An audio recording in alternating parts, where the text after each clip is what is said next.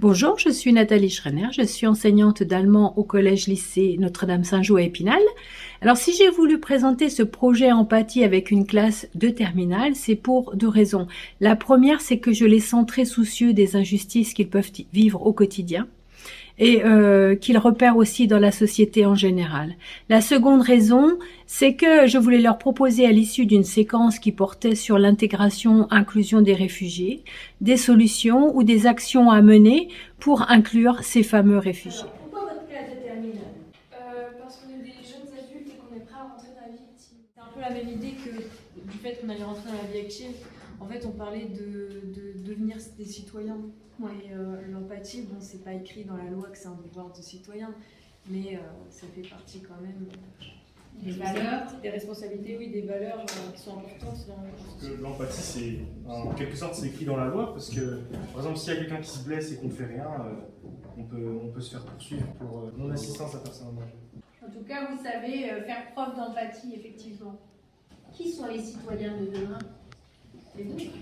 C'est vous. Alors pourquoi dans notre classe de terminale, par rapport à une autre classe de terminale allemand par exemple, c'est que on dirait que globalement dans notre classe il y a une bonne communication entre les élèves et on n'a pas vraiment de souci à parler entre nous. Alors l'empathie, vous la définiriez comment? On a parlé de solidarité. C'est savoir se mettre à la place des autres. Qu'est-ce que vous en dites? Paul, c'est quoi l'empathie? C'est un peu comme de la compassion. Alors j'ai pas pour EM, mais pathie ça vient du grec, hein, ça veut dire douleur. Enfin maladie, et il me semble que ça veut aussi dire douleur. Donc finalement c'est partager la douleur des autres. Donc elle se témoigne surtout dans les situations difficiles, douloureuses. Mais c'est aussi partager la joie des autres. C'est douloureux. Enfin, on peut aussi partager ce qui nous chagrine, mais on peut aussi partager nos joies, ce qui nous a rendu heureux.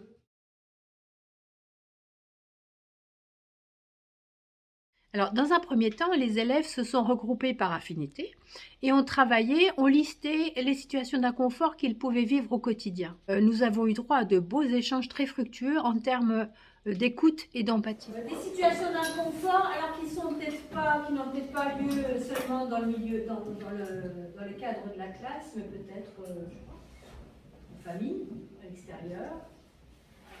Et que vous en listiez une chacun sur une étiquette. Parce qu'après, on va rebondir dessus en parlant de ces fameux réfugiés qui se trouvent aussi dans des situations d'inconfort. Mais là, ça reste à titre personnel. Je vous laisse réfléchir un peu plus. D'accord ?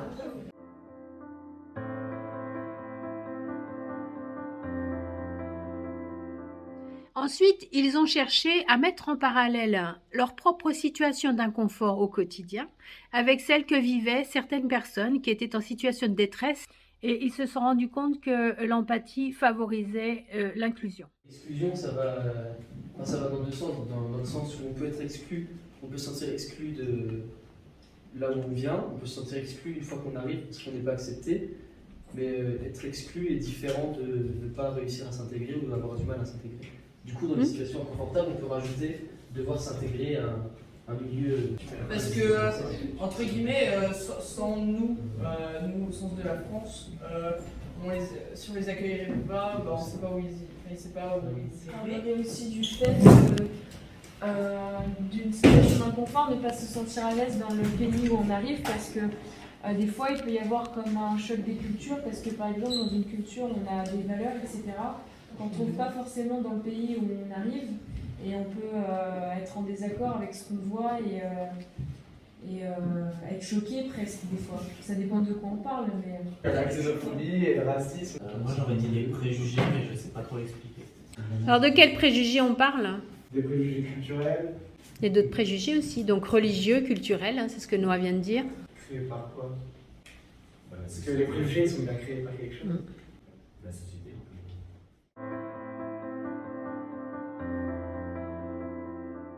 L'on peut faire, vous avez 18 ans, vous êtes en terminale, donc les futurs citoyens, c'est vous.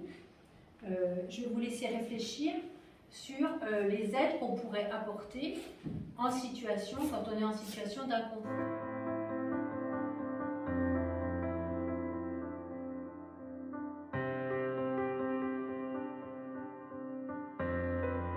Alors pour terminer, les élèves sont passés à l'action et ont présenté des projets qui visaient à inclure quiconque se trouvait en situation d'inconfort et de détresse.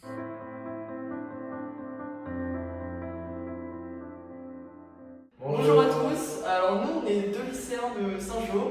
On est dans le centre scolaire Notre-Dame Saint-Joseph depuis la 6e, donc ça fait 7 ans qu'on est là. Cette année on est en terminale, on passe le bac. Voilà. C'est vachement bien. Alors le groupe d'allemand là, il a bien changé depuis la 6e parce qu'il y a de nouveaux élèves qui sont arrivés, etc.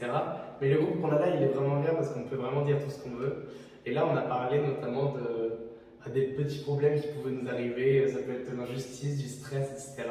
Et c'était vraiment intéressant. Voilà, du coup, nous on a participé à ce projet, ça nous a beaucoup plu. On a pu aborder des thématiques du quotidien. Importantes. Ouais, importantes surtout avec le contexte actuel de la guerre en Ukraine. Donc, qu'est-ce qu'on a retenu de cette expérience, pardon ?